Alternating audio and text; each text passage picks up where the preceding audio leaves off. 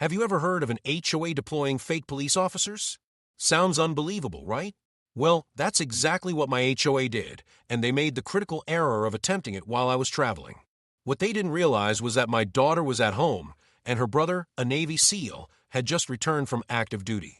Before we begin, drop a comment letting us know which country you're watching from, and please subscribe my channel. Let's see how far this tale reaches. It didn't begin with fake officers, though. It started with citations. Mountains of them. The first envelope I ripped open stated, violation notice, improper vehicle positioning. Fine, $150. My truck was parked in my own driveway, nowhere close to the street. The second letter declared, excessive lawn height, $200. I had cut the grass just the day before. The third one nearly made me gag. Final warning, potential eviction. Eviction on property that wasn't even within their HOA jurisdiction. My laughter wasn't from amusement. It was cold and harsh. My land wasn't under Oakfield Estates authority, but that didn't prevent them from stuffing envelopes into my mailbox like they were the tax collectors. The vice president, Sandra Holt, was the most ruthless of them all. She paraded around the neighborhood clutching a leather folder like it was a shield, constantly citing regulations that didn't apply to half the residents she harassed. She enjoyed calling herself the community's guardian of standards. In reality, she was a tyrant in business attire, wielding paper violations as her weapons. That afternoon, I stormed directly into their community center. The odor of old coffee and worn carpeting struck me as I shoved open the glass doors. Sandra occupied the head of a lengthy mahogany table, flanked by two exhausted-looking board members. They straightened when they noticed the documents in my grip. 3 citations in 1 week, Sandra, I declared, slamming the pile down. You're aware I'm not part of your HOA. This constitutes harassment. Her sneer didn't even flicker. Our community maintains standards. Your property adjoins ours, and your actions reflect on us. If you refuse to comply, we'll take further action. Further action to what? You lack authority. That's when her gaze turned icy. She leaned in, tone cutting. You believe residing just beyond our jurisdiction shields you? You'll discover what occurs when someone disregards community expectations. We can make your existence miserable. It was intimidation masked as procedure, and we both understood it. Her board members fidgeted uncomfortably, but remained quiet.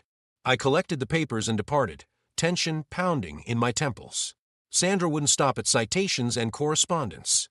Individuals like her only retreated when compelled to. The next week, I needed to travel interstate for a work contract. Freelance work that paid the bills. Before departing, I spoke with my daughter Emily, 21 and sharp as a razor. Keep the doors secured. If anything occurs, contact Sheriff Dalton. Don't answer for anyone. She agreed, composed but attentive. What I didn't realize was that Sandra was already advancing to her next move. 2 days into my trip, a neighbor phoned. She'd been spotted conferring with 3 intimidating-looking men outside the clubhouse. They weren't board members. A day later, another call arrived. A white SUV had been circling my driveway. 3 men inside wearing reflective jackets marked with HOA cop. Sandra had escalated. She wasn't just issuing fraudulent citations anymore. She was dispatching fake officers, hired enforcers in costumes to threaten my family. What she didn't know was that my son, Emily's older brother, had just returned home from deployment. A Navy SEAL with zero patience for bullies. Sandra and her thugs had no clue about the situation they were walking into. If you're enjoying this HOA tale so far, hit like and subscribe because the story is about to get much better. That Thursday afternoon, the neighborhood was peaceful. The sun blazed overhead, children were in school, and sprinklers clicked in perfect sync across pristine lawns. Emily sat inside, headphones off, studying at the kitchen counter when she heard gravel crunching outside. Through the window blinds, she saw it. The identical white SUV neighbors had cautioned us about. 3 men in reflective vests emerged, brazen as could be, with HOA cops printed across their backs in cheap vinyl letters. One held a clipboard, another wore a nightstick on his belt, and the third flexed his knuckles like he'd been anticipating all day to intimidate someone. They marched directly to the front porch and began hammering on the door. HOA cop, one shouted, voice sharp enough to shake the glass. Emily didn't move. She responded through the door, firm. You're not legitimate officers. Clipboard man scoffed. We've documented multiple infractions on this property. If you don't cooperate, we'll have no option but to escort you out. Try it, Emily fired back. That's when things escalated. One of them growled, "Don't get mouthy, girl." And when she opened the door just a crack to maintain eye contact, he struck her across the face so forcefully she staggered back against the wall. The sound traveled. It traveled far enough to the garage where my son Ryan had just finished unpacking from his deployment. He'd been quiet about returning early, wanting to surprise me. Instead, he was about to surprise them. The door burst open and Ryan charged out, 6 feet 2 inches of pure Navy muscle, his jaw set, and eyes fixed on the men. "You just struck my sister," he rumbled, voice quiet but menacing. The fake cops went rigid. They hadn't anticipated resistance. Certainly not from someone like him. "Back away, man. This is HOA business," the knucklecracker attempted to bluff, hand creeping toward his nightstick. Ryan didn't hesitate. Years of combat training activated. He covered the distance in 2 steps and drove his fist into the man's stomach so hard the breath escaped like a punctured tire. The nightstick clattered to the concrete. The second thug charged, but Ryan caught his arm mid-swing, twisted, and sent him crashing face first into the porch railing with a crack that left him screaming. Blood trickled down his nose. The third one panicked, swinging the clipboard like a club. Ryan dodged smoothly, grabbed the back of his vest, and slammed him flat onto the gravel driveway. The impact knocked the air out of him, and the arrogance out of Sandra's little operation. Emily was already filming everything on her phone. Neighbors had poured out onto their lawns, phones raised, capturing every brutal moment.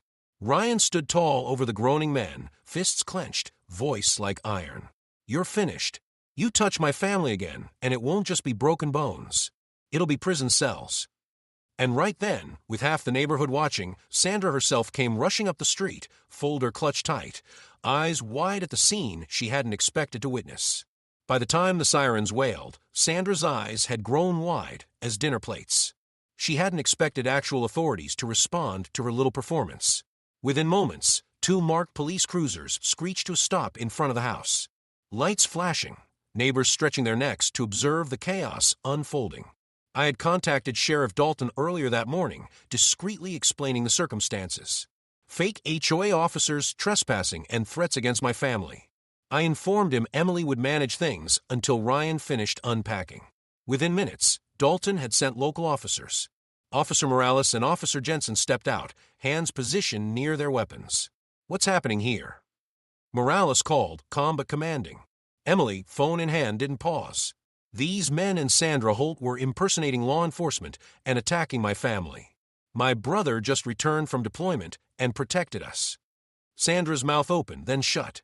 Her folder dropped to the pavement. "It's HOA enforcement," she stuttered. Jensen interrupted her. "Ma'am, impersonating officers is a felony under 18 U.S.C. 912. Assault is another charge. Step back immediately." Ryan relaxed slightly, but remained alert. "They entered our property, hit my sister, and attempted to intimidate us." "Explain yourselves," Sandra gestured to her HOA cops, who now appeared pale. One mumbled, "We just followed instructions." But nobody moved. The officers handcuffed all 3 men, reading them their rights. "You're under arrest for impersonating law enforcement up to 3 years, assaulting a civilian up to 5 years, and trespassing. $10,000 fines," Morales announced. "Sandra, you face conspiracy, inciting assault, and civil harassment. Fines, $20,000 each." Sandra went deathly pale. "It's just HOA enforcement." "Not anymore," Jensen snapped. "Your HOA privileges are revoked. You're prohibited from all community activities. The court will determine compensation for Emily's injuries." Neighbors watched, phones raised as Emily live-streamed. Ryan stood, 6 feet 2 inches of Navy muscle, while the officers collected statements. Sandra and her crew were loaded into patrol cars, muttering weak excuses. By morning, word had spread that Sandra Holt had organized illegal intimidation, attacked residents, and been arrested. The HOA held an emergency session, removing her and issuing an official apology. The men faced up to 3 to 5 years in prison and $10,000 fines each. Sandra faced $50,000 in fines plus compensation for Emily. Their social standing crumbled. For once, the HOA learned that some families fight back, legally, morally, and when necessary, physically.